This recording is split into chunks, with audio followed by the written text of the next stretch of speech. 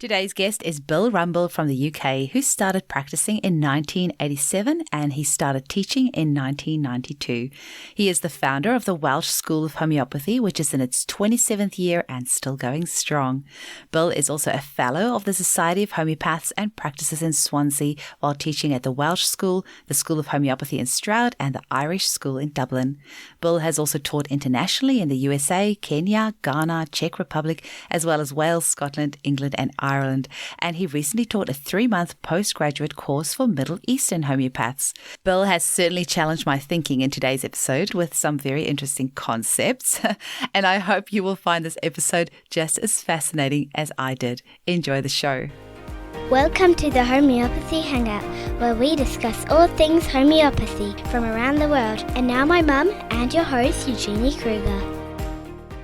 Hello, homies, and a very warm welcome to Homeopathy Hangout. Today, we get to speak with the wonderful Bill Rumble from the UK. Welcome, Bill. Hi. It's lovely to have you on the show. I don't know if I've told you this before, but one of the homeopaths on my team, Sarah Scott, she actually studied with you for 2 years in the UK and was raving about what an incredible lecturer you are. So you have come with very good recommendations, not just from her, but yeah, but also some of the other homeopathic colleagues that have been on the show that have mentioned you as well. So it's really fun to have you on. Now, Sarah said that she really loved listening to you talk about integrating different philosophies into your practice, like TCM and a whole bunch of other stuff. And she said that you would say it's just all tools. Don't be afraid to pick up a new one. Does that sound familiar? Oh, yeah. I don't know anything about it. Well, very little.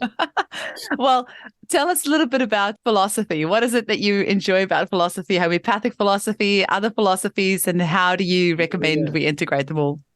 Well, I studied anthropology at university. So, I'm particularly interested in traditional African systems of thought and medicine. And the thing that I got from that was that they understand that actually everything operates on a vibrational level. And from going back to Hahnemann, I suppose, and going back to the organon again, particularly after Wenda Brewster O'Reilly, her edition came out because it's straight from the horse's mouth. It's pure. I realized from reading that was that Hahnemann understood that everything's about vibration, that homeopathy is purely energetic, and that actually disease processes are communication systems. I got really kind of turned on by that idea because the way I was trained in a way was that people were things, diseases were things, remedies were things, and that people's psychology was kind of like a thing. And it never really sat very well with me. So I was quite excited to begin to realize that people are processes and so are remedies and so are diseases. And the thing about processes is that they're essentially communicative. So it was a funny road from sort of West African music and West African masks and symbolism being somehow far more vibrational than consensus reality. And actually what I then tuned into was that the idea that remedies are actually, they act on a symbolic level as well. In other words, they activate they connect to mysterious places that we can never properly understand in the same way that we can't properly understand symbolism. So that was the road I took. And when I finished training, I kind of realized after a few years that I wasn't reading any homeopathy books. So what I always did is I'd pick them up and run with them. So I'd read a paragraph in a book and then I'd just go away and chop wood or walk the dog or do something else. And it would start to just go round and round and round and start to branch out and synthesize and everything else like that. So it was all connecting up to some other thought processes that I didn't know were there. So I've always seen the philosophy as being like a triggering mechanism, you know. So, yeah, that's where I got to. So I didn't realize I hadn't read any homeopathy books, but I went back big time to the organon and was also quite powerfully influenced by the work of Arnold Mindell, the process-oriented psychotherapy, which they work on the idea that when a person is sick, it's a communication process trying to happen. And when you decode Hahnemann, it's exactly the same thing that he's saying, you know. In Aphorism 7, he tells us quite clearly that it's through the symptoms alone that the disease demands and points to the medicine for its relief. So actually, this was an astonishing confirmation of what I'd noticed already working with, because the vital force is a multichannel system. And a channel will activate according to the interrelation between the therapist and and the symptom creator, which is the part of the person that's often mysterious to them. And when channels open, I follow. So I'm very excited by the idea of working with whatever happens during the consultation is a communication and telling me what the hell to do so I can be relaxed. Oh, that's cool. So tell me a little bit about that. So what's your approach to a case take? Do you have a big intake form that you do beforehand, or is it more free flow? Tell us a little bit about that. What does that look like? I mean, I ask people, is it a big story? And if they say yes, I'll ask them to email me with an autobiography, a short autobiography, because actually what I find is that a case-taking form is already prescriptive. In other words, you are telling them what you want to know. I don't care what I want to know. What I want to know is not interesting. What I want to know is what they want to tell me. It's such a therapeutic thing to do, is to write a short autobiography. I've done it, one side of A4. Soon, they're never about, I was born in 1925, blah, blah, blah. Actually, what you get is you very quickly get a vibrant incident. And if it's vibrant, it's still active.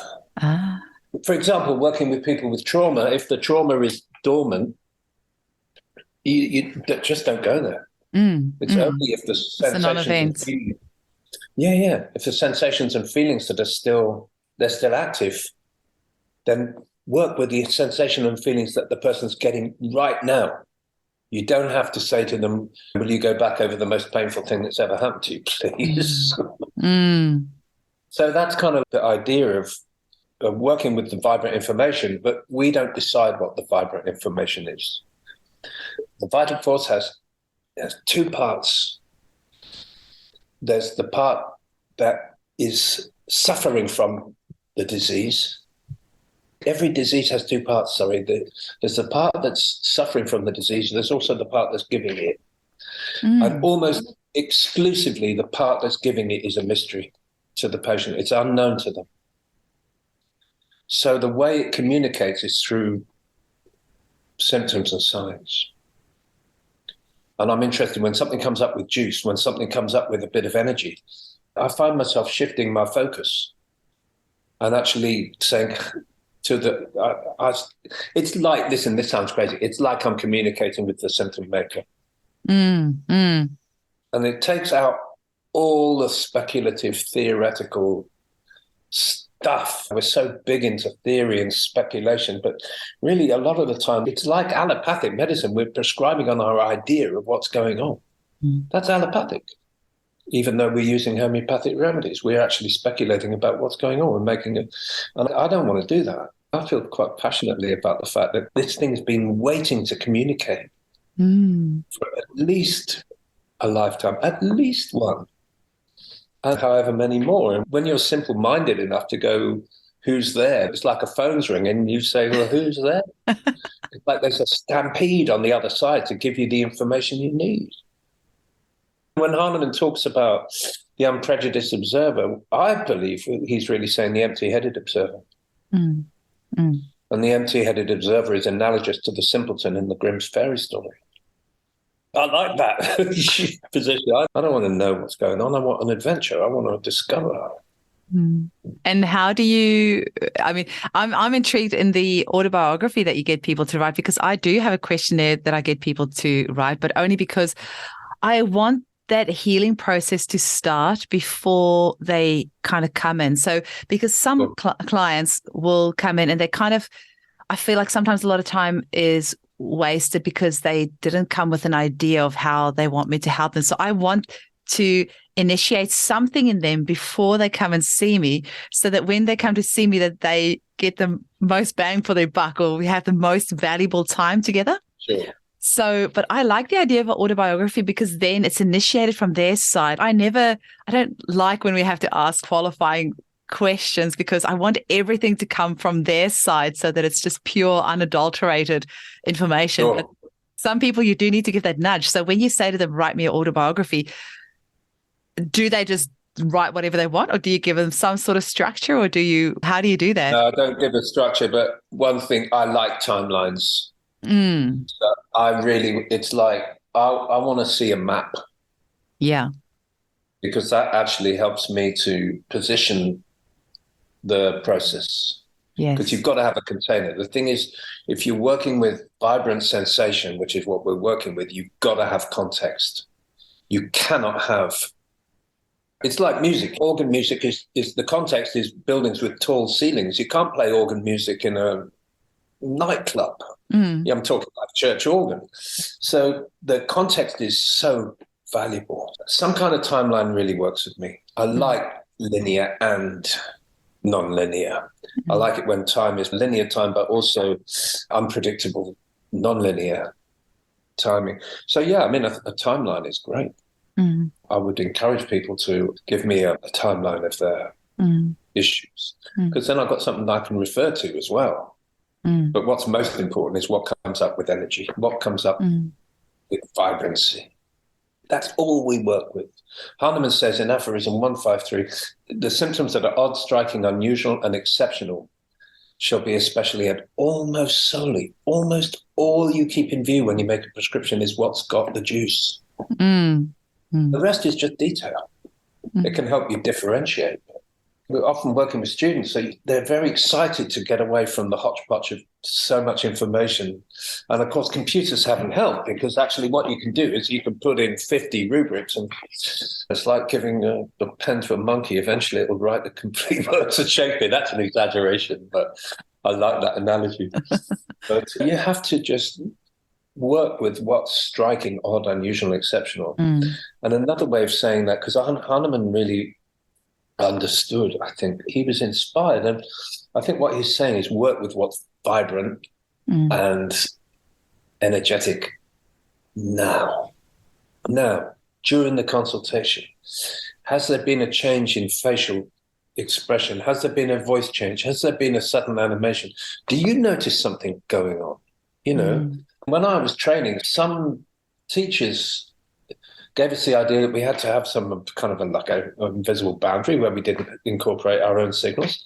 To help incorporate your signals. Notice something. Oh, that's weird. There's something going on here. Right, I'll shift my focus now. See if I can catch. It's like working with, you know, if you get I don't know if you get badgers in Australia, but we have them here, and they're notoriously shy, incredibly beautiful, incredibly powerful animals. And if you go looking for one, you will never, ever see it. What you have to do is to make yourself as spacious as possible, maybe leave your T-shirt in the garden for a couple of weeks, and then you might notice them. And the disease process it's like an animal, it's like making friends with a wild animal. That's a good analogy. It's interested in you, you know? It wants to connect. The disease wants to connect, it's desperate to connect. And it can't connect with the person because they've got an identity that's blocking it, some kind of an issue about who they are, and it could have been blocked for generations. You don't experience that. And we come along, and actually what we're doing is we're like, I won't say a conduit, but we're almost like an agent of chaos, where we allow this stuff to come into the process safely, like, you know, it's okay. So we're the conduit. Yeah, maybe like a mirror, like holding, I don't know if it's a mirror, but facilitator of sorts, hey? Interpreter? Yeah, maybe we're interpreter. Or actually, we're interceding on behalf of the disease. Yeah, a disease interpreter. But we don't interpret. See, the thing is that the symptom creator will give you the information you need, and the more puzzled the more you don't get it. If you tune in, if you tune into that channel, it'll work to tell you what to do. It does all the work. It does all the work. The only interpretation we have to do is to find a remedy that the matrix of the medicine is similar enough to the matrix of the disease, to create a response. And what sort of symptoms do you look out for when you're in a consultation? I know I always say I'm never happy in a consult unless somebody's cried, preferably the client and not me, because I always feel like if they sit there dry-faced the whole consult, I always feel like I haven't touched what it is that needs to be treated.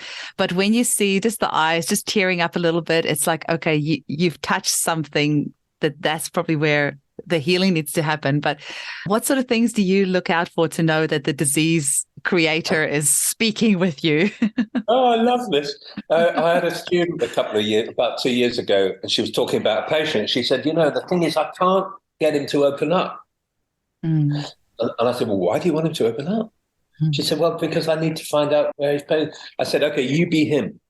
So you can't see this on the podcast, but basically, if you imagine somebody really stiff and really rigid and really, really like that, she did this thing. And I said, well, maybe you need to communicate with somebody who's really stiff and rigid.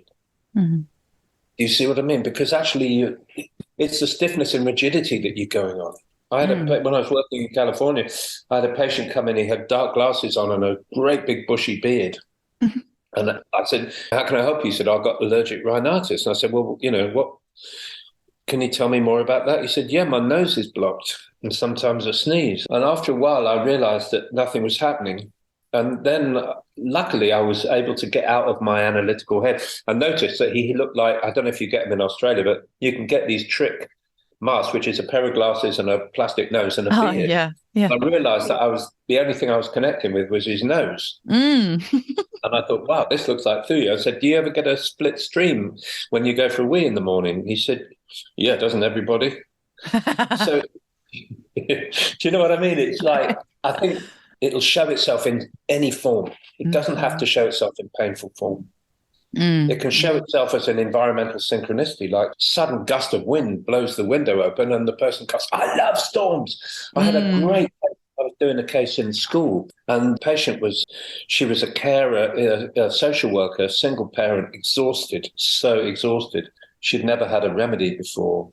And just as she was about to start speaking, I noticed there was a flash of lightning outside and there was no thunder. It was an isolated like that. And she told me her story, which was kind of like exhausting for her. The struggle. And then I said, how do you feel before a storm? She said, I get terrible headaches. I said, well, what are you noticing now? I've got a headache now. So actually I was down to about 5 remedies already. And then she looked out the window and she went, like that. I said, what is it? She said, oh my God, it's nothing. I said, no, what is it? She said, there was a guy walked past with a rucksack and I thought it was a hunchback. And actually we very quickly differentiated phosphorus and silica, gave her silica, magnificent prescription for her because it really just lifted her out of her. So, I mean, it'll show itself somehow if you don't have an expectation of how you want it to show itself. I think, but it's a great provocative question, Eugenie. I really like that one. And how did you kind of come to that? Like, is that just from years of experience? Because the more and more I practice, the more and more I realize I have to surrender. If I try to think that I can ever grasp this weird thing called homeopathy, it's a losing battle. So I walk into the clinic every day thinking I know nothing. I'm just going to surrender and just listen to this person and just hope that inspiration comes in and something the universe will speak. I always feel like it's the person's higher self speaking to my higher self. I feel like we're just the puppets in the room. It's actually our higher selves speaking with each other. Well, lower self even. Lower self, whichever. I mean, we had an experiment in our postgrad course. So we run a postgrad course every year. We did an experiment. We got people to take each other's cases on camera and we gave them for like 5 to 10 minutes each. And the first time we did it, we said, okay, talk about a significant event in your life. And what happened sometimes was that it disappeared down a rabbit hole of feeling. Either resisted feeling or painful feeling or whatever. And then we decided the next year, we said, look, that actually didn't work. People came away with an open wound that wasn't proper. So we decided, right, this year we're going to create a list of topics, fold them up and put them into a hat. And you have to pick a topic. Things like putting out the bins, walking the dog, going for a pint, watching a football match, I don't know, just stuff like that. And it was amazing because actually the cases started to show themselves within a couple of minutes. Stuff started coming up because it had the space to come up. It wasn't preordained that it had to be deep and meaningful, Yeah. So that was exciting. That was a really exciting experiment for me because, deep and meaningful isn't always deep and meaningful. That's the way I look at it. I also, so often our clients will say to us, oh, I don't know if this bit of information is useful. But I often say it doesn't actually matter what you say to me in clinic. Like, I'll be able to make something out of it. So you can talk about a football match, or you can talk about having a pint with your friends. It doesn't really actually matter what you say. It's the energy that is behind it, and the way that you say it, and the gestures that you use. And that's right. And actually, you need downtime during consultations. And downtime is actually often really productive, isn't it? You have downtime when you take your eye off the ball, if you don't mind the cricket analogy. You just see what comes up out of the corner of the field. It gives space to the symptom creator to be creative instead of thinking, do you know what I mean? Instead of directive. So a certain amount of downtime is good.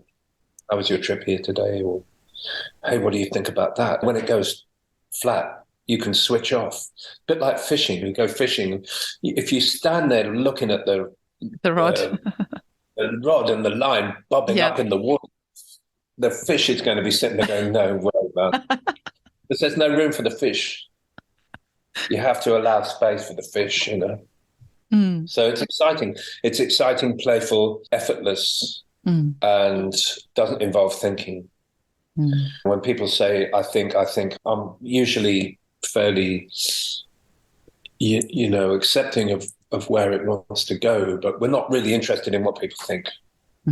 We're interested in primitive, rhythmic, energetic, vibrant energy that is normally marginalized. And of course, we all have stuff that's normally marginalized. Do you want it to come out of the bushes during a consultation, or do you want it to come and bite your ass in the middle of a relationship? Or do you know what I'm saying? It's like an opportunity for these things to come out and make themselves seen in a way that's not only is it not harmful, but it's also therapeutic. Now, have you got any tips or tricks that you've used over the years to kind of talk more directly with the symptom maker? I know you've said a few things already, but is there anything else, like any other tips and tricks that you can give to the homeopaths listening to this? Okay, well, you've got to be aware the vital force is a multi-channel information system. It's unified, obviously, because it has a vibrational cohesion, but actually there's a lot of different channels. There's the ancestral channel, or maybe more than one ancestor. You see some people, the ancestral, you get the feeling that the ancestors are kind of chaotic. There's chaotic ancestry. There's the channel, there may be another channel which is to do with an organ. It may be that if you're working with somebody, for example, with cancer, you're making a multi-channel prescription. You've got a constitutional remedy, you've got a remedy to help them with chemotherapy, you've got another remedy to help them with the, maybe work on the tumor. You're making a multi-channel prescription. So it's very exciting to look at this idea of superposition, which is like a number of different channels vibrating and constituting a whole, like the bow wave of a ship going out of the port. There's a lot of different waves, but they constitute a unity. And what is the secret of the whole damn approach is simply to notice which channel's signaling and to say, that's the correct channel. I see sometimes people work, they might say to yourself, I don't want to know about that. I want to know about a sensation. Well, maybe the multi-channel system doesn't want to give you a sensation. Maybe it wants your pen to run out and it wants you to get irritated. So it's like that. And of course, it's a lot more fun that way because you're not trying to make something happen. You're becoming an assistant to nature. What could be better? Yeah, no, amazing. I do run a lot with just whatever happens in the clinic. And that's why if parents are stifling their kids in the clinic and they're like, no, speak to Eugenie, you answer her, I always say to them, just leave them. Just whatever needs to be, let it be. And very often I found that if I'll tell the client at the end of the consult what remedy I'm giving them. And so often the child will then do exactly the behavior that they're just like confirming the remedy that I've just prescribed. And, so they will like take that toy and throw it across the room, and the parent will be mortified. And I'm like, don't worry about it. Literally, your child is just actually telling me that they're just confirming the remedy that I've just given them. It's so great, isn't it? And that's exactly what I'm saying, because when it knows that you've picked it up, it's free to play. My friend Linda had a case. This little kid came in with his mother, and he was so rude to her. Linda was quite taken aback. But then she remembered she was a homeopath and started to view it with curiosity. And at one point, he got up on her. She had a small chest of drawers in the room, and he got up on there and he said, "I like a podium." Oh, no. And then it's on a platter. That's so great, isn't it? That's a good one. That's like an extreme example, but yeah, you're right. It happens, and it's lovely. It is lovely. I do feel like sometimes we get handed these gifts on a platter, like the lady who I couldn't believe that this actually is a couple of years ago. I just started getting into prescribing the butterfly remedies, and she had the long sleeve shirt on and came for severe allergies and all sorts of, she had asthma and eczema, and it was just so much going on there. And I said to her, well, I'm going to prescribe the remedy Blue Morpho Butterfly to you. And she just her eyes just went this wide. She pulled up her sleeve and showed me this blue butterfly tattoo on her arm. And I was like, oh, that's just so cool. That's it. You've got it. That's it. Yeah, they're very cool. Now, I just want to ask you, Bill, how did you end up there? I went to the homeopathic project in Ghana. Okay. And, oh, God. It was the year that Croatia knocked England out of the European Championships, but I can't remember what year it was. 2007, I think. I mean, I'd always been attracted to Africa through the music. And then I went to Kenya a couple of years ago to work with Richard Pitt on a project there. It just seems that Africa understands that the world is about rhythm and vibration. And good way of putting it. Yeah, homeopathy is about vibration and rhythm. And it's where you see that life so amplified. It's a real inspiration, because I was talking to this guy in Ghana, and he was a professor of philosophy at the University of Accra. And he said, "Oh, tell me about homeopathy." So I started stumbling around with this, the vital force, it's a bit like that. And he listened to me really patiently for about 10 minutes, and he looked at me and he fixed me with his eyes and he said, "We're sounds." And I thought, Jesus, that's hit the nail on the head, because we're operating on a similar vibrational, a similar vibrational field, frequency to sound. And actually, I started to get excited by the fact that the ear is fully formed at 5 months gestation. We primarily experience the world through vibration, through sound. Oh, I didn't know that. That's really cool. Yeah. Because babies in the womb can hear from 5 months. And when you look at, for example, Sankaran's work, where he looks at these different levels of a hierarchy of symptoms, he goes name, facts, emotions, delusion, sensation, and then he gets down to one called energy, and I call that presence. And actually, presence operates in the same vibrational way as sound. So when you meet a person, you immediately, to survive, dogs do it, you immediately tune into their presence. Yeah. And so actually, when we're taking a case, we work from the center out, because presence is the Hahnemann calls it the Wesen, the energetic being. And we work from there out. You encounter the presence first, and then you start to work all the way out to the name of the remedy. You see, and a lot of time we're taught, start at the outside and go in. No, start in the middle, work out, connect with the presence of a person. And that's what I would call the tonal or vibrational level. And Africa taught me a lot about that, connecting up. Because when you connect up, things happen.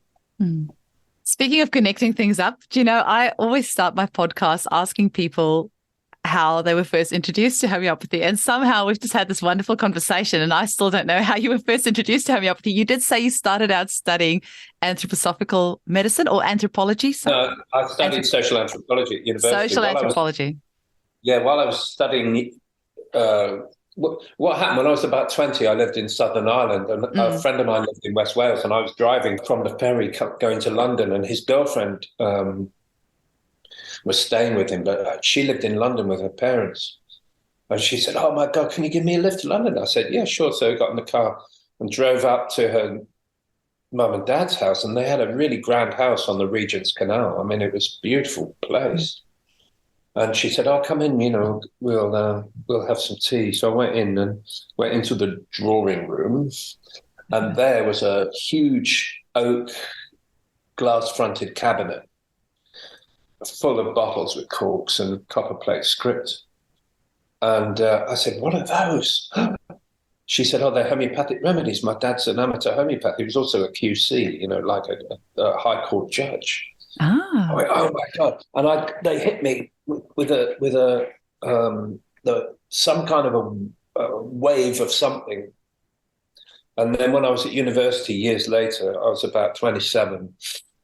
I had a girlfriend who kept on getting pelvic inflammatory problems, and they kept on telling me I needed to take antibiotics. So after 6 months of taking antibiotics, I felt like shit. I mean, and this woman, I had penicillin injections.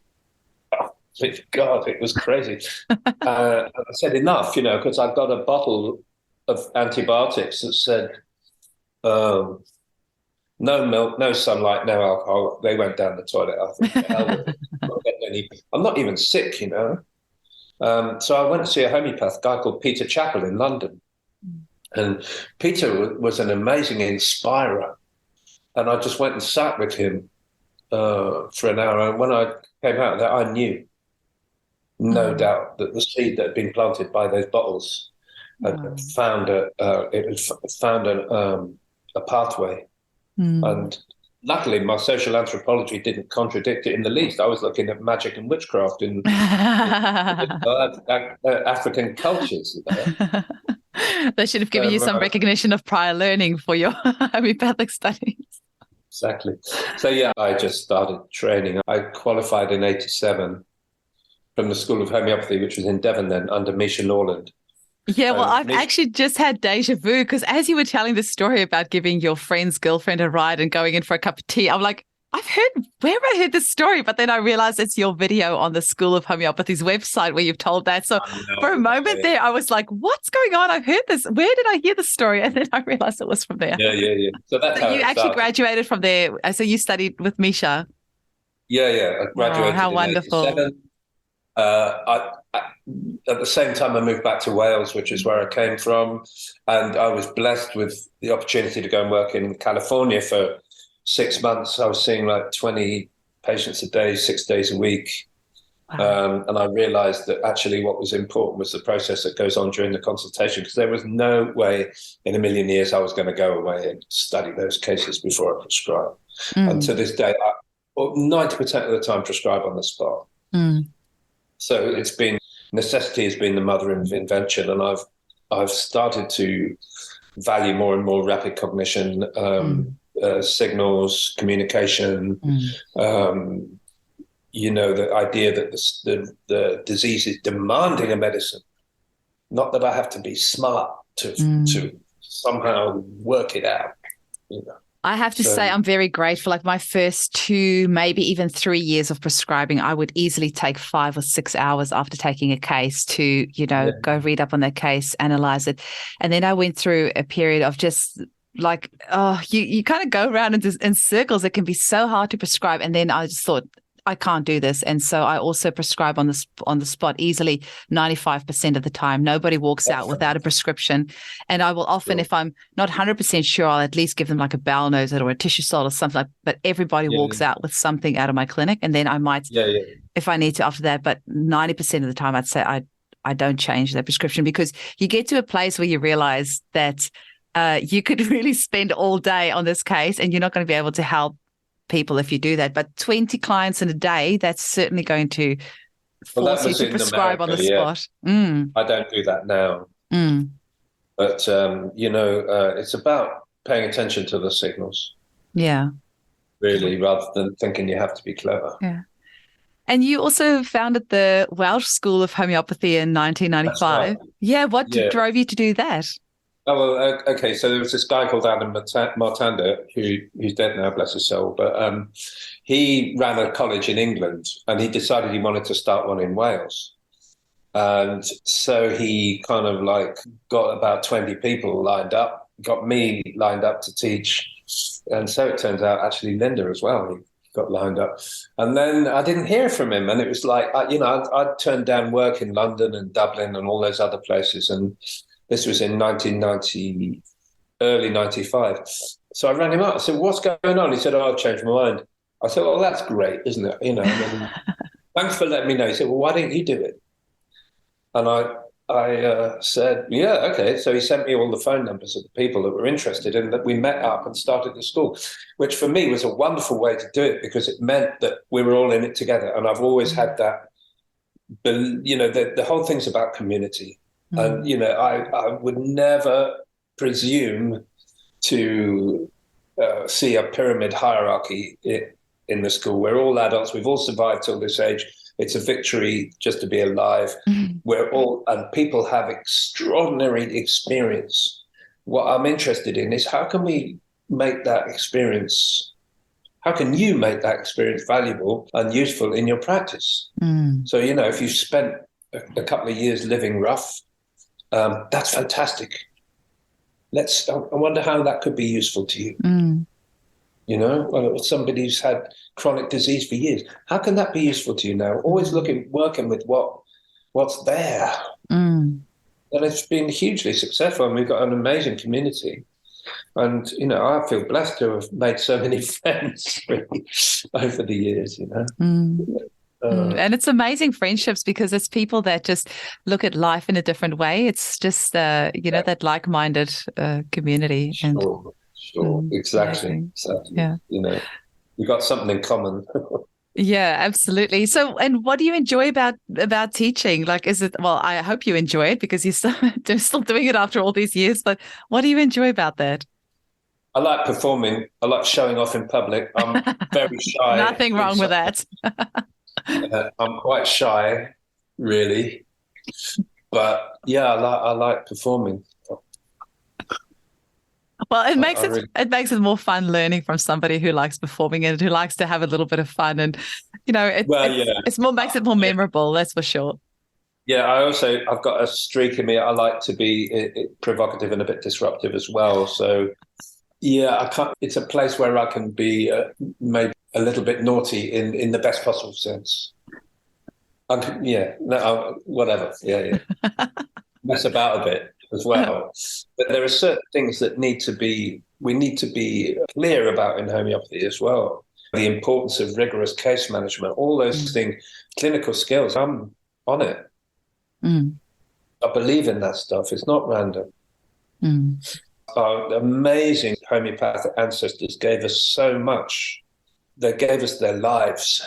These guys and women gave their lives to homeopathy. And there's so much richness available to us from the classics. So much. So much. Yeah. I do love rereading them. It's really amazing. I think they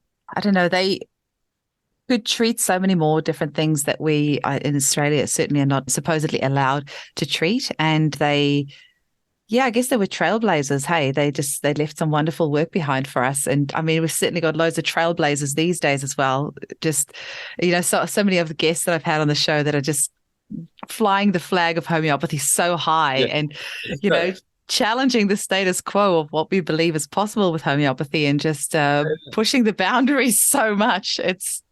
It's quite amazing. What you're doing with this podcast, I mean, I think it's really amazing because what you're doing is you're giving a voice to human beings that are engaged with homeopathy instead of just facts and data and techniques and systems. This is about people. I really like that. Oh, thanks, Bill. Well, we also have a Facebook group called the Homeopathy Hangout Facebook group. Oh, no. So I'll have to add you to that if you're on Facebook. Come and join us. We've got lots of guests. The past guests are on there as well. And then the listeners. And somebody actually made the loveliest comment on there because Ian Watson was on the podcast for the second time the other day. And somebody asked a question about a show. And then I was like, well, I'll just tag Ian in the comment and see what he says. And then he replied. And the listener was like, wow, receiving a comment from the guest on the show is like the old school autograph. Getting somebody's autograph is the same as getting a comment. And somebody said the other day, it's so nice to see you bring the community together. And I feel that that's really important because homeopaths are practicing so differently, so many different remedies, so many people begging to have homeopathy in their lives and find out more about it, find a practitioner, get more access to remedies. And I feel like now is the time for homeopathy to really shine. I think so. But I think as well, connecting people up and discovering that the teacher is a human being. I'm seriously excited. I love the idea that we're all wonky. You know that expression. I don't know if you have that in Australia, but no, I know the word wonky, but we are all wonky. And I always say that to my clients. They'll almost like apologize if they talk about how they yelled at their kids. And I always say to them, just please never ever think that I'm perfect. I have all my own issues as well. We're all wonky. Wonkiness is next to godliness. Oh, I like that. Yeah, we're all, and I sometimes think us homeopaths are the wonkiest of all. I mean, why did we choose to get into this profession in the first place? Because we're just trying to figure out ourselves in this process. Like while we're healing others, we're trying to heal ourselves. So, yeah, I mean, one of the things that I've noticed actually is that people who get attracted to homeopathy have always been slightly odd. Being a bit odd. and I like odd people. Yeah. Makes life a bit more interesting, hey? Yeah, of course it does. Oh, Bill, this has been a super fun chat. I'm just wondering, would you like to leave our listeners with any last message? And can you tell them where they can get hold of you and your school and, where they can find you? Oh, yeah. Well, the Welsh School of Homeopathy's got a website, which is called the Welsh School of Homeopathy. We're currently advertising our postgrad training course. Oh, amazing. For February, March, April, May, 2 days each month, which is it's been quite successful lately. You can include my email address if you want. Yeah, great. I'll pop it all in the show notes. Which I think you have anyway. And what I'm interested in is connecting. So I'm not advertising. I like connecting with people. You should advertise. That's what it's all about. We'll pop it all in that's what this platform is about. I want my guests to advertise. I want them to tell our listeners what they're offering. And, it's that resonance, it's that frequency. People will listen to it and they will be attracted and drawn to, what they feel vibrates for them on the level that they need. Well, I work on Zoom as well. I've got patients in other countries. Mm. So if you stick my email address, if anybody who's out there is interested in it from that point of view. Brilliant. And any final messages that you want to leave us with? I like Goethe's poem because he was a contemporary of Hahnemann. And he says, whatever you can do or believe you can, begin it. There's something about there's power in starting something. Yeah. Whatever you can do or believe you can, begin it. I'll leave it with that because I cannot remember the rest of the poem. Indeed. So just do it. Just get it. There's an expression in there martial we go. art. Whatever you think you can do or believe you can do, begin it. Action has magic, grace, and power in it. Okay. Yeah. That's right. That was Google, not me. That was Google. No way. No way. There's another poem I love by Rumi called The Guest House. And I recommend that. He says, this being human is like a guest house, every day a new arrival. And that's a lovely poem because he says whatever comes is a message from beyond.